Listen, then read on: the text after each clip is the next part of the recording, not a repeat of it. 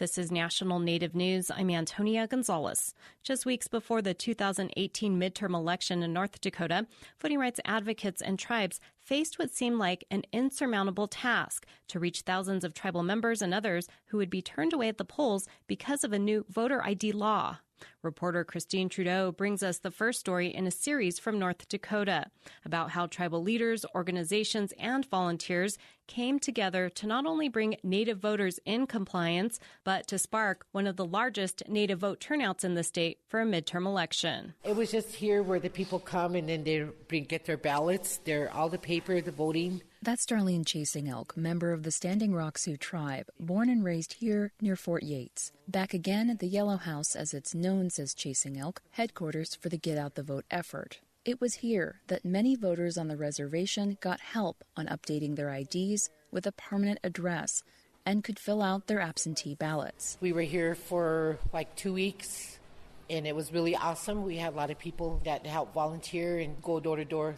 Volunteering alongside many, from the tribe to voting rights organizations like Four Directions to the Dakota People's Law Project and the North Dakota Native Vote, organizers like Nicole Donaghy helped to rally and inform tribal citizens to best equip them on their rights and how to vote with the new laws in place. In Bismarck, Donaghy reflects on Election Day. I had a team of people that wanted to volunteer down there, and so I rented some SUVs. We met at the Yellow House and joined all of the other canvassers down in Standing Rock. Donaghy then went to the courthouse. We put up this big tarp and we stayed outside and we had like heaters in there. And as people were coming out after they voted, we gave them I'm an Indigenous and I vote sticker. Later in the day came the blitz, Donaghy says, as volunteers took continuous rounds of buses in and out of districts, offering rides to the polls, staying well into the evening to answer questions for voters. It was a triumph. They didn't want us to vote. They thought they were going to stop us. I'm Lakota. You don't tell me I can't do something. We'll go and do it. We'll find a way. And that's the resiliency of Native people. With all of the precincts reporting by the end of the night, says Donaghy, they reached over 10,000 voters across 4 reservations in the state, including Standing Rock, Turtle Mountain, Spirit Lake, and the Mandan Hidatsa Arikara nations. Still, the new voter ID laws stand, despite current legal challenges from the Native American Rights Fund. But organizers maintain a close watch on those cases in the legislature leading up to the 2020 election. For National Native News, I'm Christine Trudeau. This story is in collaboration with the Solutions Journalism Network and Prairie Public Broadcasting.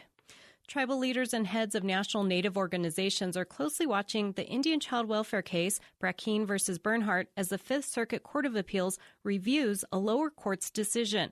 Last year, a federal district judge in Texas struck down the Indian Child Welfare Act, a decades-old law intended to keep Native children with Native families, as unconstitutional and race-based. Plaintiffs opposing the law include adoptive parents in states including Texas and Louisiana.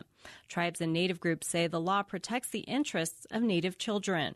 A 3-judge panel in New Orleans is hearing oral arguments Wednesday on behalf of 2 federal agencies and 5 tribes. Pete Kaiser Yupik from Bethel, Alaska, is the 2019 Iditarod champion.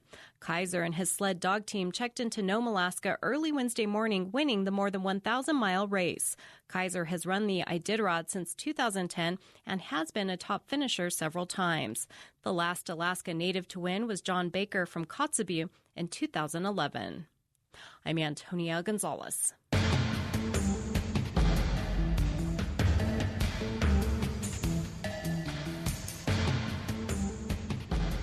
National Native News is produced by Koahnic Broadcast Corporation with funding by the Corporation for Public Broadcasting. For Native Americans affected by domestic violence, the Strong Hearts Native Helpline offers peer-to-peer support and resources. It's safe, confidential, and toll-free at 844-7-NATIVE. Program support by the National Indigenous Women's Resource Center. Support by PrairieEdge.com, proud to provide traditional and contemporary American Indian craft supplies, from feathers, furs, and hides to conchos, fringe, shells, and beads. In Rapid City or online at PrairieEdge.com. Wopila.